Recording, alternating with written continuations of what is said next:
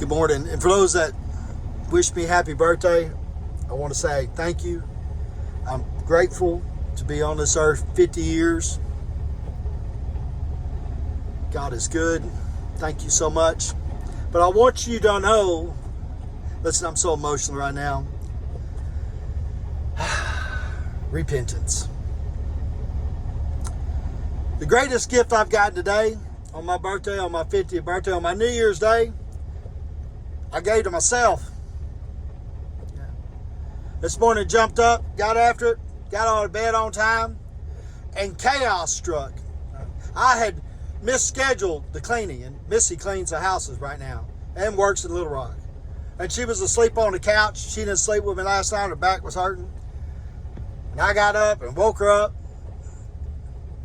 and barked some commands. Totally dropped the football. And then I said some things I shouldn't have said. And to you, baby, I'm sorry. And I've already apologized, but we're in the 6-hour mark since that happened. And I'm obsessed about it, and I'm about sick of it.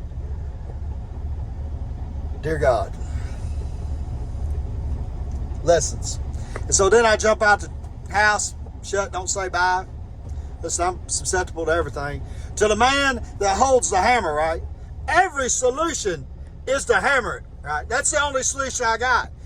You know, I'm one way of thinking. I jump in the truck. Guess what? It still had the same problems it had when I left it last week. It was out of radiator fluid, coolant. It faults. Lights everywhere. Dies on me twice. I lose power steering. Jumping in the parking lot to Harps. They're not open. Can't get none there. The pistons on the hood won't act right. I'm out there wrestling it.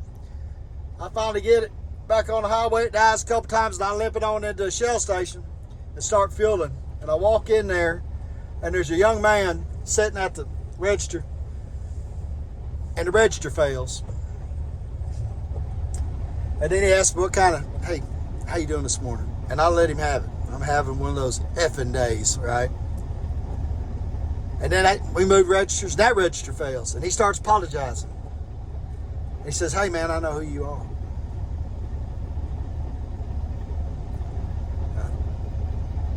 Yeah, you're getting to see the real me, bro. He said, yeah, I know who you are.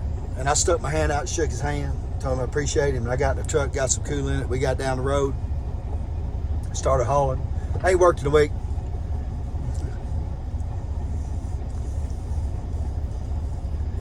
Got on the interstate, got a couple loads off.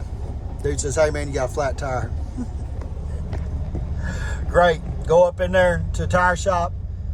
I said, give me a new tire. You think you can patch it? He said, I think I can patch it.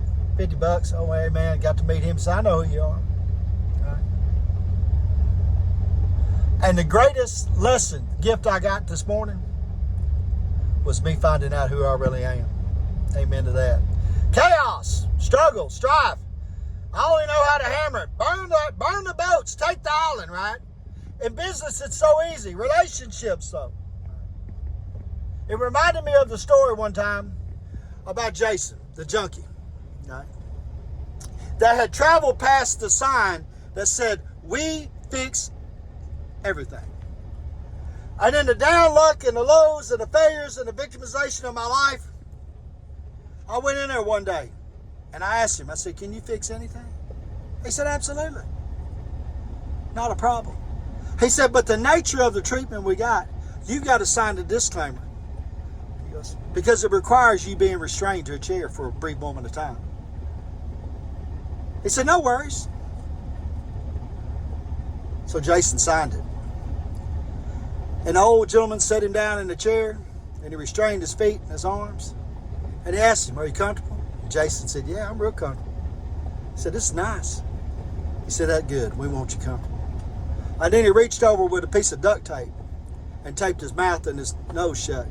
And sat down there right in front of him. And that boy Jason, he went to panicking. Chaos. Right? Murmuring, what's going on? What's going on? Right?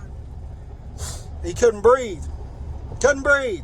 And then he started choking. And he started trying to breathe and fighting and pull them restraints, right?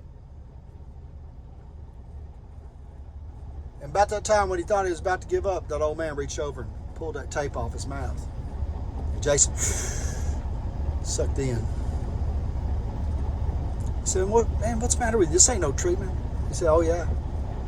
He said, you gotta want it just as bad as you want to breathe, right?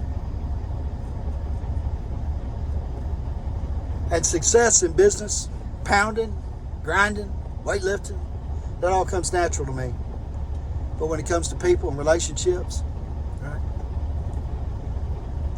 Baby, I love you. I'm sorry. But I want you as bad as I want to breathe. Right? And God, I love you. And I failed you. But I owe you. And I owe you with all my heart. And you've been good to me. And I've spent the last 6 hours in this truck obsessing and praying about some of my behaviors. And God, you gave me the greatest present I ever had on my 50th birthday. That I still need to work. And I still got to want it as bad as I want to breathe. In my recovery, in my freedom, in my family, in my work, everything. Fluid English.